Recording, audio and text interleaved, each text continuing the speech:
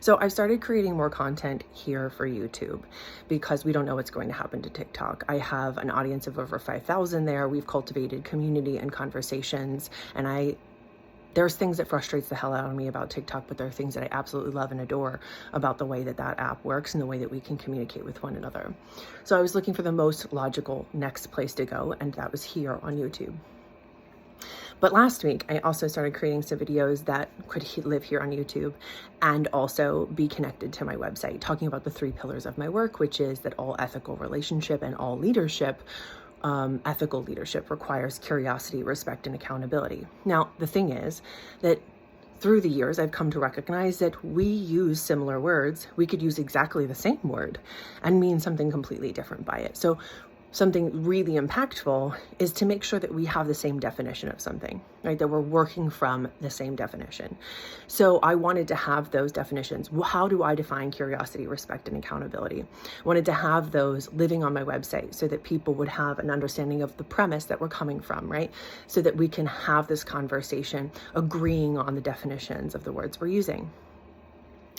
And it's funny because curiosity and respect have nearly the same views. A few people fell off, but that's to be expected. But accountability has half the views of respect.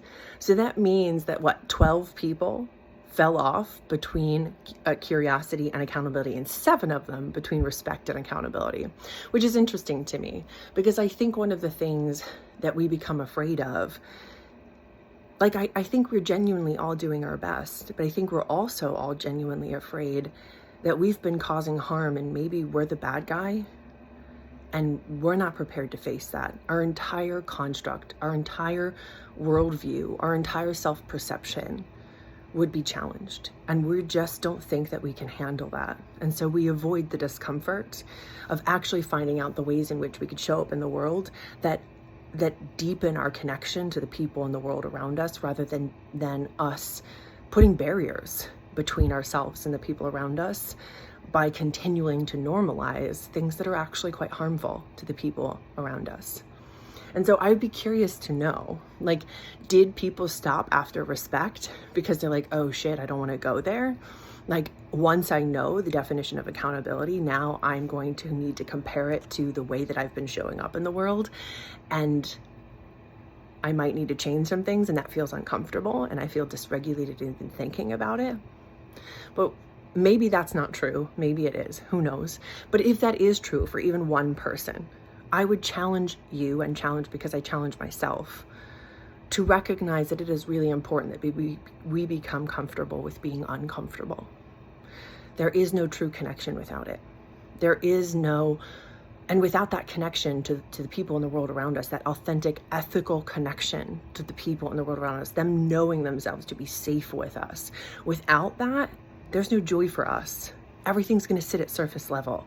We are not going to feel seen, heard, or understood because we can't go to that level, because we're unwilling to be seen, heard, and understood, because that would mean there'd be a level of accountability that naturally comes along with that.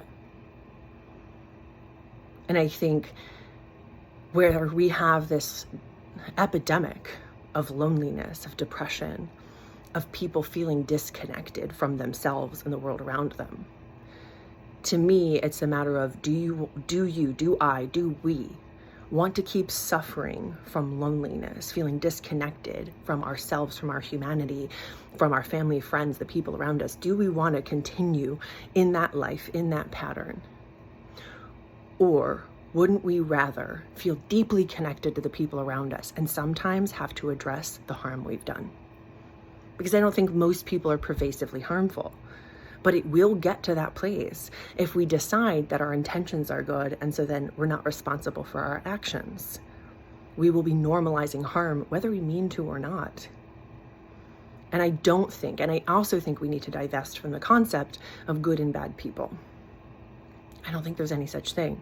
I think at any given moment, our actions are beneficial to one group of people and harmful to another. And we're still responsible for the harm, even if it's beneficial to one group of people. We're responsible for the harm even if it's harmful to one person or any part of the living world, because all life on Earth exists because of overlapping and interdependent ecosystems. It's about reciprocity. And there is no reciprocity in our relationships if we avoid accountability. There is no safety for the people around us. We are not safe for the people around us if we are avoiding or deflecting or refusing accountability.